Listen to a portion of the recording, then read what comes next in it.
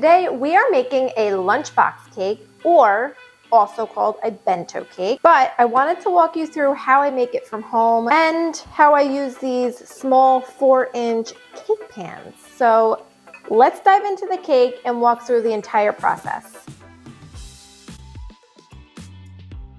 So I'm going to start making the batter a pink color, and the way I do it, I'm going to color the wet ingredients first and then mix it in with the dry ingredients, so this way we are not over mixing the batter. Now the recipe that I like to use is Dr. Cake Mix recipe. It's super easy and it bakes up perfectly every time, so I highly recommend it. So when you're adding color to your wet ingredients, only do 1 drop at a time because this type of food coloring does go a long way. And so for this one, I only used 2 drops. For this Dr. Cake Mix, I do not use a hand mixer. I add in my dry ingredients in the second step and I sift in the ingredients so that nothing is clumping and I can mix it perfectly without over mixing the batter. Now we're ready to add the batter into our little 4-inch cake pans, and here I'm using an ice cream scoop and I'm using about 2 heaping scoopfuls. I baked these pans for about 22 minutes at 325 degrees Fahrenheit.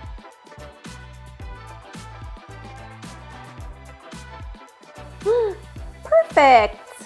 So now that our cakes have popped right out, which is perfect, we are going to let them cool completely on this cooling rack, and then we'll be ready to decorate.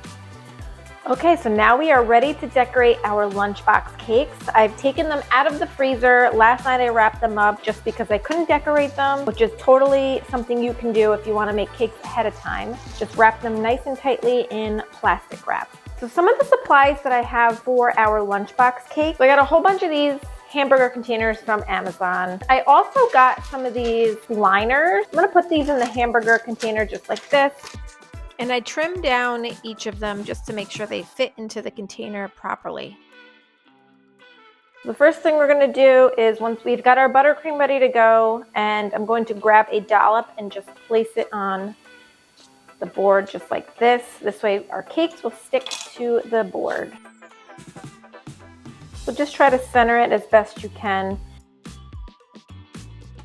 It's definitely best to use cake layers that are semi-frozen, not completely frozen, because then the buttercream will get too hard too quickly. So I took these out about 30 minutes ago, so they're still cold to the touch, but not frozen. So this just helps us with decorating, makes the whole process much easier. It reduces the amount of crumbs that are coming off into the buttercream, and also it helps the cakes to be stable. You only need a small amount because these are tiny, tiny little cakes. And then just gently spread the buttercream, and just, it doesn't have to be perfect, but just make sure it's a nice even layer. This way our layers stack evenly.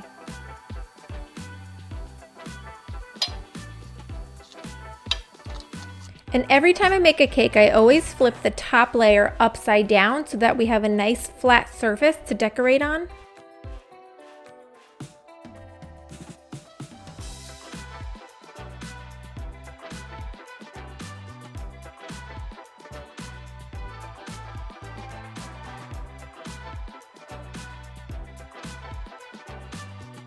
So now I'm going to pop this in the fridge to let the buttercream set for about 15 minutes or so. Okay, our crumb coat has cooled, so now we're ready for the final coat.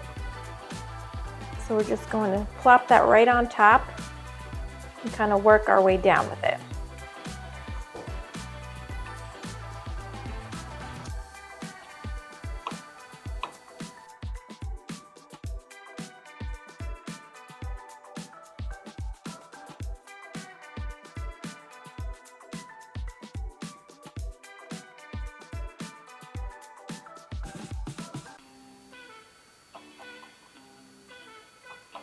Now I'm going to go in with the bench scraper, and again we're holding it at a 45-degree angle, not 90 degrees, 45-degree angle to the cake. Gentle touch, and the idea is just, again, just to smooth out the frosting And don't focus on scraping frosting off.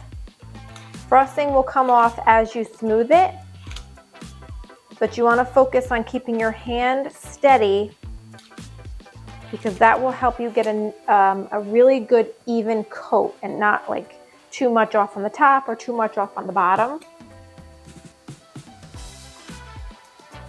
And if you can, do one single pass or one single turn with your turntable. This way you're not getting in any indentations from multiple turns and you're still getting a smooth coat. And don't forget, after every pass, we're wiping off the buttercream from our bench scraper because you do not want to reapply it to the cake. So now we're gonna clean up the top edge. We're gonna use our offset spatula and just hold it as straight as you can and just bring the excess in. And you'll see you'll get a little bit left on your scraper, but again, we're just gonna clean that off. And just repeat the process all the way around. And you can wipe that off as you need.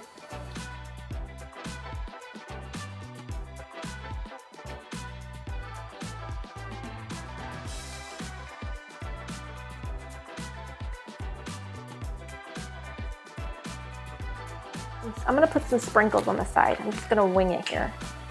So generally when I do add sprinkles to the sides of a cake, I like to put something underneath so my sprinkles don't go everywhere, but since I'm kind of doing this on the fly, I'm not gonna do that.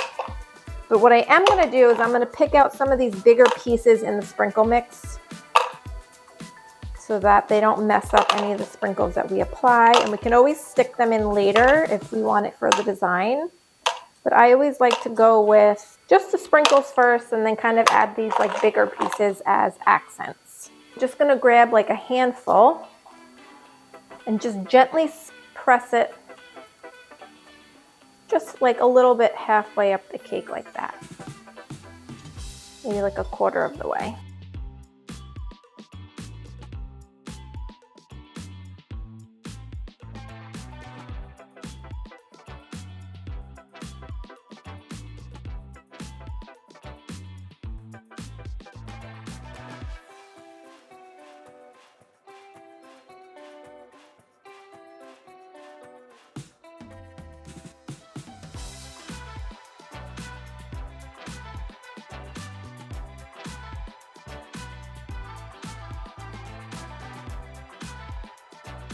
So I am using a Wilton number 3 tip. And I'm using it to create little tiny hearts all around the cake on the top and a little bit on the sides. But basically when I'm using this technique, I'm just doing a crisscross pattern just to make some cute little hearts. And the beauty about this type of design is you can make as many or as few hearts as you want.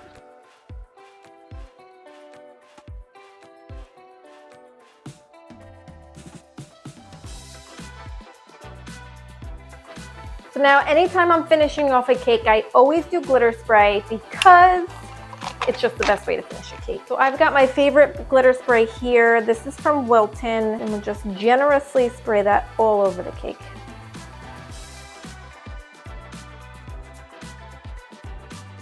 And just kind of do it like this, so it's not, if you're doing it right on the cake, you're gonna get those big spots of sparkles.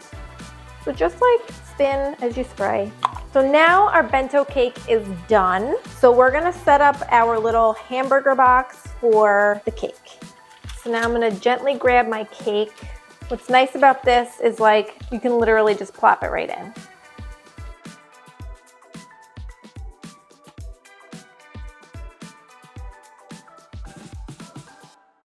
Keep our little spoon and make it really festive. And it's done. Our little bento cake is done. And it fits perfectly in the box. If there's anything that you want to learn how to make, comment below and I'll be sure to make it.